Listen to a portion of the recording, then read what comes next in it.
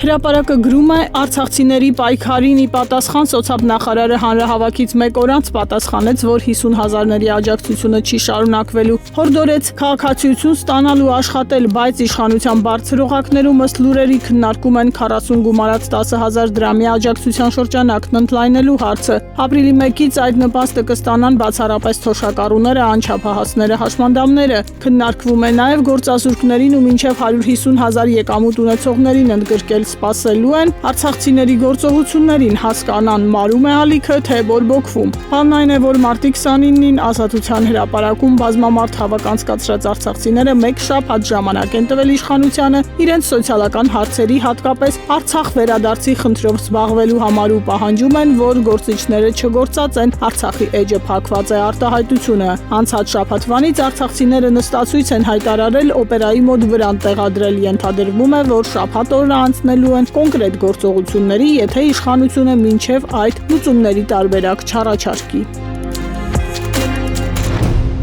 Ժողովուրդը գրում է Հայաստանում արցախցիների յուրաքանչյուր գործարքի կամ գործունեության համար պահանջվում է ունենալ ՀՀ անձնագիր, բայց անձնագիրը պատուհաս է դարձել հենց իշխանության գլխին։ Արցախի հայաթափումից 2 տարի անց իշխանությունը հասկացավ, որ արցախցին սպառնալիք է 26 թվականի խորհրդարանական ընտրություններում, պատճառը մոտ 70-80 հազար արցախցի կարող է պարզապես տապալել խորհրդարանական ընտրությունները։ Թերթը դեռ ամիսներ առաջ հարցումով դիմել է ԱԱԾ պետին, խնդրելով պարզաբանել, թե քանի անձ է բռնի տեղահանվել Արցախից, քանիսն են լքել Հայաստանը, քանիսն են այժմ Հայաստանում։ Թերթը ներկայացնում է պատասխանը համաձայն միգրացիայի ու քաղաքացիական ծառայության կողմից տրամադրված տվյալների 23 թվականի սեպտեմբերին Լեռնային Ղարաբաղից բռնի տեղահանվել է 115,086 անձ, որոնցից 24 թվականի դեկտեմբերի 18-ը ներառյալ Հայաստանից մեկնել է 11,412-ը, 103,674 անձ ներկայումս Հայաստանում է, ասվել է պատասխանում։ Թերթը գրում է, որ այս քաղաքացիները, եթե քաղաքացիություն ստանան, կտապալեն ՔՊ-ի վերարտադրումը խորհրդարանական ընտրություններում։